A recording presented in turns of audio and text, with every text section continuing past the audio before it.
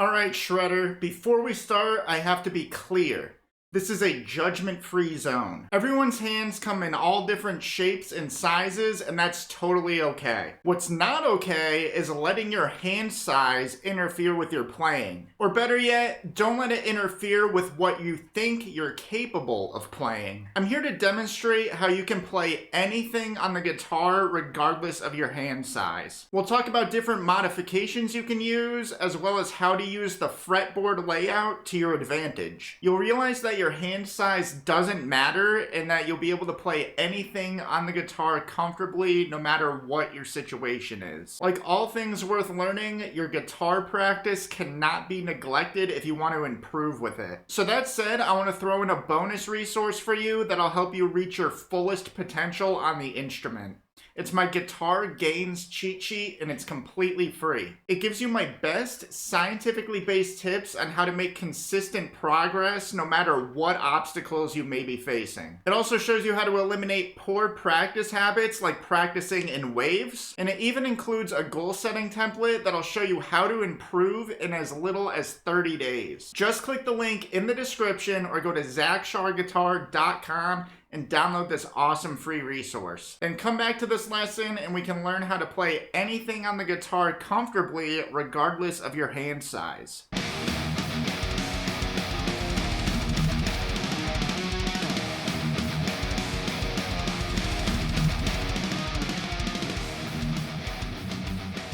So I'm going to try to create a scenario where I sort of artificially reduce the size of my hand the best way I can for illustrative purposes. This will show you how adaptations and modifications can take place to be successful as a guitarist no matter what the size of your hand may be. So to do so, I'm going to omit the use of my pinky. So that should be similar to having a hand that's about 25% smaller than what I'm used to. So this first modification will be really useful if you're trying to play something that's like scale related, anything that's requiring some sort of stretching of the fingers. So let's take the F major scale for example, because if you're playing here on fret 1 of the low E string, you kind of have to get that stretch all the way to fret 5.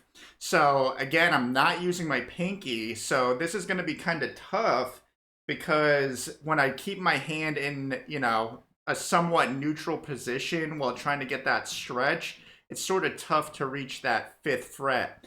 So what you need to do, instead of keeping a stationary hand, you can move your hand and your wrist a little back and forth. And when I'm doing this, I'm keeping my thumb where it is, but I'm lifting up on my other fingers so that way I can have that free access to just move my wrist where I want it to. And when I'm doing this, and you'll find out when you're doing this too, you don't have to omit your pinky like I am, but if you need that extra stretch to reach those notes, this will be a way you can do so comfortably. So this will be what this looks like in my artificial scenario.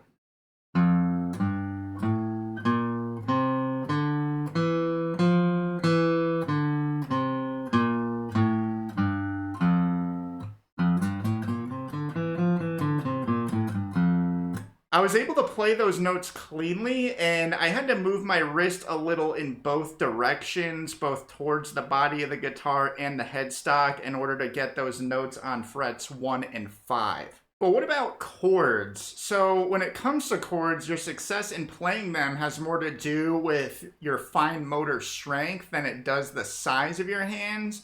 However, you might encounter situations where you might feel limited due to some sort of stretch that might be taking place in between your fingers. To play these chords, we might see them as, oh, you have to play them with this specific fingering. That's not the case. You can modify it to use different fingerings and figure out which is more comfortable for you. So we'll take the B flat chord, for example. So you may be shown how to play that chord and using 2 different fingers. So I'm going to be using my index finger and my ring finger and just bar all the other notes accordingly.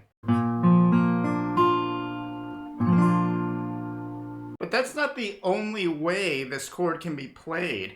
Like, that might be easier for you with some practice, but if you're hitting a roadblock with it, you may consider trying something else. So I'll be holding that index finger down where it was, but instead of barring fret 3 of the D, G, and B strings with my ring finger, I might want to play those strings individually with my other fingers. Now let's take a look at the fretboard layout to see how we can use the design to our advantage. So when we look at it, the distance between one fret and another is a semitone or a half step. Like here we have F, but right above it we have F sharp. And it's most likely that you'll be playing in standard tuning, where most of the intervals between the strings are fourths. For example, one location on the low E string is 4 scale degrees away from the A string. This is good for us to know because whenever we're playing a scale, a chord, or a melody, we would only need to stretch our fingers so far before we're given the option of having notes from another string to choose from. And I've got to point this out in case you don't already know. The distance between the G and the B strings is the only exception to this rule of fourths, because instead of tuning those strings to a perfect fourth, it's actually a major third. So now that we know how the guitar is designed with the layout of the fretboard as well as how the strings are tuned in a standard tuning, we can use that understanding to be able to play the same things but on different areas of the fretboard. Like this A note on the open A string also appears on fret 5 of the low E string, for example. So let's say we want to play a G major arpeggio that uses a G note on the 3rd fret of the low E string, followed by the notes B and D. So we could grab that B note on the 7th fret of the low E string, then the D note on fret 10 of the low E string. Unless you're a more experienced player and you choose to tap that D note, this option of playing the notes all on the low E string is inefficient because it takes more time to move your hand and your fingers between each note. So instead, we could play fret 3 of the low E string, followed by fret 7 of the low E string like we did the first time. But then we can use fret 5 of the A string to get that D note.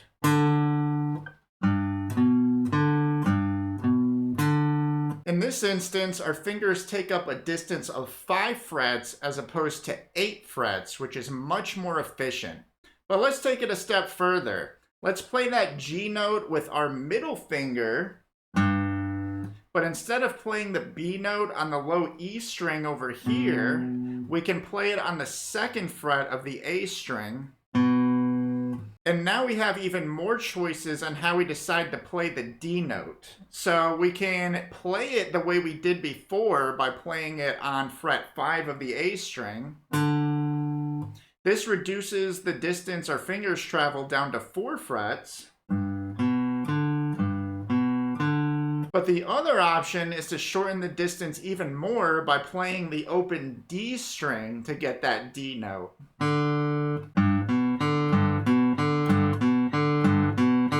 So we can play the exact same notes of our G major arpeggio by using a distance of 2 frets, 4 frets, 5 frets, or 8 frets. Which way do you think is most efficient? So you don't need to have hands the size of Paul Gilbert's in order to shred. As you can see, there's no one-size-fits-all approach to playing guitar. There certainly isn't a right or a wrong way to play, especially since the same notes appear on different spots on the fretboard. You can overcome painful finger stretching and discomfort by using more efficient movement patterns, implementing effective modifications, strings, and using the fretboard layout to your advantage. Put the principles I've demonstrated into practice, and you'll have a much more comfortable time playing the instrument. To break free from any sticking point and to make sure no other obstacles get in the way of your playing, don't forget to download that free Guitar Gains cheat sheet if you have not done so already. It'll help you make consistent progress, conquer any goal, and eliminate poor practice habits such as practicing in waves. If you put to use the scientifically based principles inside, I promise you'll be a new and improved guitarist in as little as 1 month from now. Just click the link in the description or go to ZachSharGuitar.com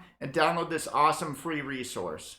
Thank you so much for watching. I'm Zach with Zach Shar Guitar, and I will see you in the next one.